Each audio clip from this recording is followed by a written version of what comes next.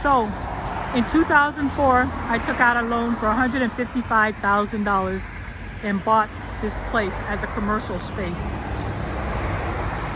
This place was a dump. It had white siding, aluminum, ugly roof. It was just a dump. So I gutted the inside, took off the roof, put new siding, put up glass doors, put up that siding, did the windows, painted upstairs. So not only did I take $155,000, I took out another $100,000 out of our 401k and did the upgrade. So at that point in time, there was always two black cars, Suburban, that from 2005, two black Suburban would stay right there at night watching my store because I opened till 8. And I thought it was absolutely odd, a pickup truck would sit right here, a black pickup truck would sit right there every night, right there. It would stay there for days, but the odd part about the pickup truck is that it would park its vehicle it parked right here, and it was guided, it was straight at my place right there. So I was like, that's not making sense. So after that situation, I was making the payments to the bank on time, and the bank was having problem processing it, and it wasn't applying the payments correctly. So over a period of like a year or so, the bank was really messing up. This was Santander Bank. It was messing up. So, see 55 West Road, this is my place right here. So we'll get into that story. So as you can see, it's right across the street from right here. This is the tire place. So at night, after 2005, there would be at least 5 or 6 drones, okay, that would come, and it would position itself when it got dark. The drones would position themselves at particular corners of particular spots, like at the end, would run around the building. And I was wondering, well, why would such situation occur? It wasn't making any sense. So still, I'm having issues with the bank. I'm having issues with the bank over and over and over. So then, so years go by. I said, about a year or two go by, I said to my husband, I'm gonna take out some money and we're gonna pay off one of the loans. I'm gonna take out $55,000 out of our 401k, and we're gonna pay off one of the loans. So I took out $55,000 out of our 401k, paid off one of the loans, and then one of the loans was $15,000. Okay, one of the loans was $15,000, and the other one was $55,000. So I paid off the $15,000, and then I took the other $35,000, $40,000, and applied it to the $55,000 loan. So I go into the bank and I did this. So meanwhile, I'm in the bank making these payments. I'm thinking everything is fine. I only have the standard mortgage, and then I only had another another $15,000 to pay on that $55,000, $15,000 or $20,000 to pay on that $55,000 mortgage, $55,000 mortgage. So I come out, the bank tells me,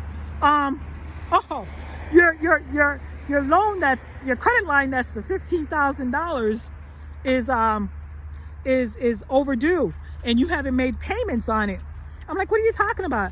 I come in there, I paid off the loan, I put the excess amount on the other loan, and this is like a couple of years later, I put the excess amount on the other loan, and so there should be no problem. They said, well, because you didn't pay this loan, it throws your account into default, and it throws your mortgage into default. I'm like, what are you talking about? I give you $55,000. If you made the payment in error, just take the sum from out of the money that I paid you for $55,000 and apply it to the mortgage, to that line. Well, we can't do that. I'm like, why can't you do that? We can't do that. I said, you should be able to do that. You're the bank. I made the payment directly to you. So, and who in their right minds would pay the 50, put the entire money on the 55,000? We can't do that. So basically, it went back and forth over and over. They would take my mortgage payment and apply it to the wrong account. So the bank took the 55, so the bank left the account in delinquency. Okay. So I'm like, this is not right. Something is not adding up. So what institution would rather the account go in default? Okay. What institution would rather a mortgage go in default and not correct the problem? So then I said to my husband, this is not working out. So we brought it, moving forward, still having the drones coming down every night, moving forward to like 2010. I went to my husband. I said, we're gonna have to take out some more money. At this point in time, the balance on the total loans, because I was still making the payment, the balance on the total loans was up to like about $70,000. So the banks on the loans was up to $70,000, and I took the $70,000, and I'm like, okay, I'm gonna pay off this loan, and I'm gonna pay off this loan, but I can't pay off this loan because at this point in time the bank said they were foreclosing on my loan. And I'm like, okay, the loan says that I am privy to the right of arbitration. And before I paid off the loan, I wanted to go to arbitration because I didn't want any misconception or that I didn't pay the loan. So I asked the bank for the arbitration. The bank still didn't give me the arbitration. I called SBA and I told them about the situation, and the SBA still didn't do anything about it. So then they took the paperwork. So then they submitted the paperwork to the court.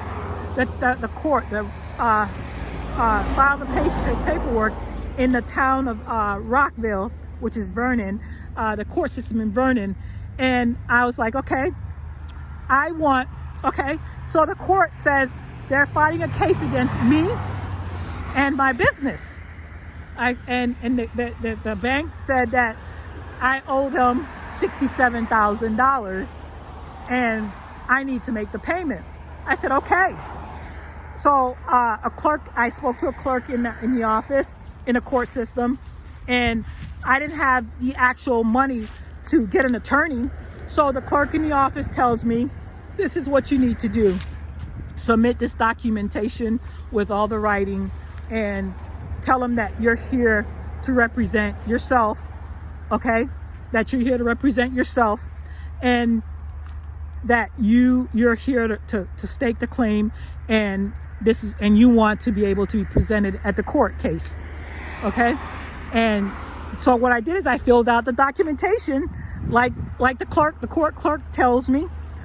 I come back within 24 hours, submitted the documentation into the court, and the court accepts the document. I swear to God, this is not even a lie. The court accepts the document. The town of Vernon, town of Rockville court accepts the documentation into the file, into record. 48 hours goes by, okay? 48 hours goes by, and the town, the court system returns all the documentation to me, saying that the court proceeding is not against me, it's against my business, and that these documentations are unacceptable because the filing of the court case is not against me. I was like, this doesn't make any sense. I'm the one that's guaranteeing the loan. I'm the one that's here to present that I want to be present in court to represent my business. So the court says, no, this is unacceptable. So then not only that, the court tells me that I cannot be present. The court tells me that the bank ordered them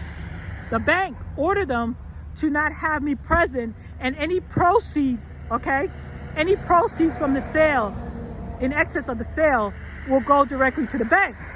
I'm like, this is not even right. Okay, so now you filing a case against my business and you're telling me that I can't be present or my business can't be present.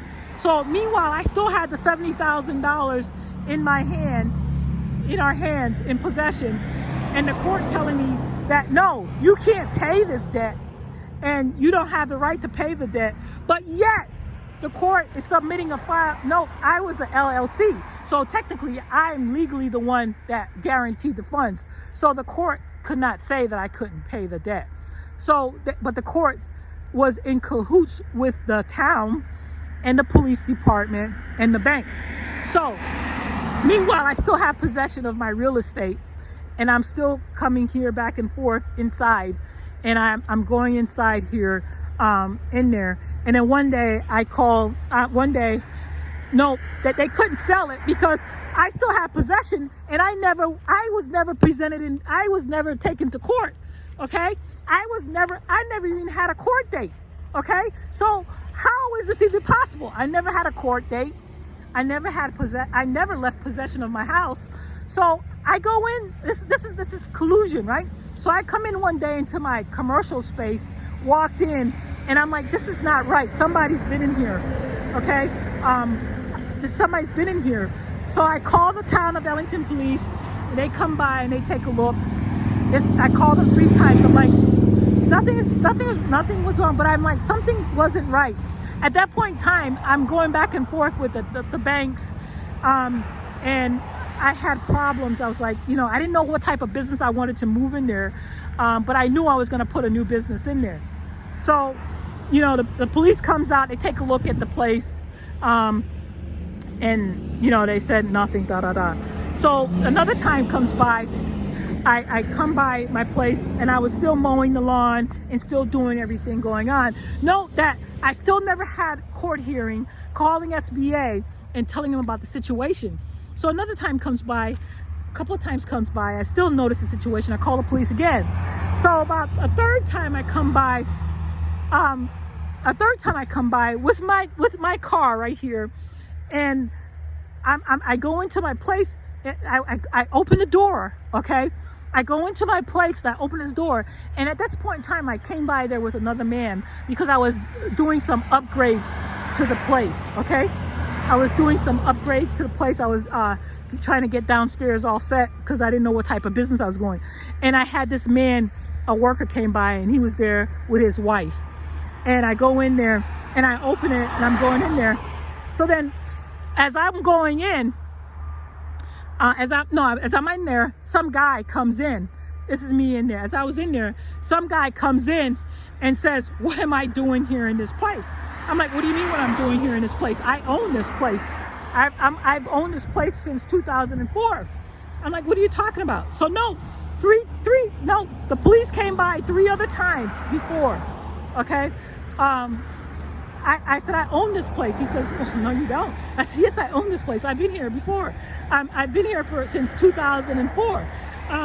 So the other gentleman, the gentleman was like, he was kind of like scared, and his wife was outside. So he calls the police. I call the police. The police comes, and I tell him, I said, look, I never sold this property.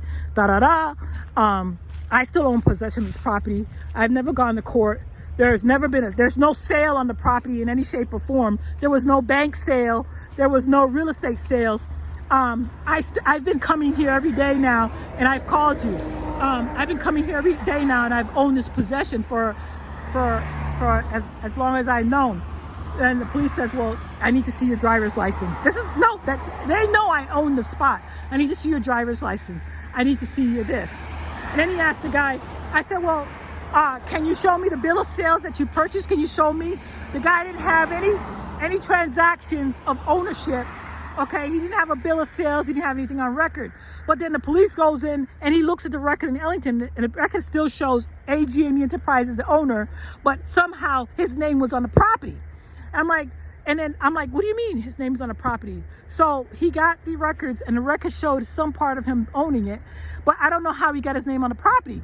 And then the police says, I banned you from coming to this property anymore. But the police had known about this process is that he said, I went to the court records and I see that you were in foreclosure and this and that. So basically the police and the town had to have been together in order to achieve this goal, to get that man's record name on the property, because there was no bill of sales, there was no transaction, there was no dollar sales. So how did this work out? So there's collusion. So this is the town of Ellington, and this is how life works.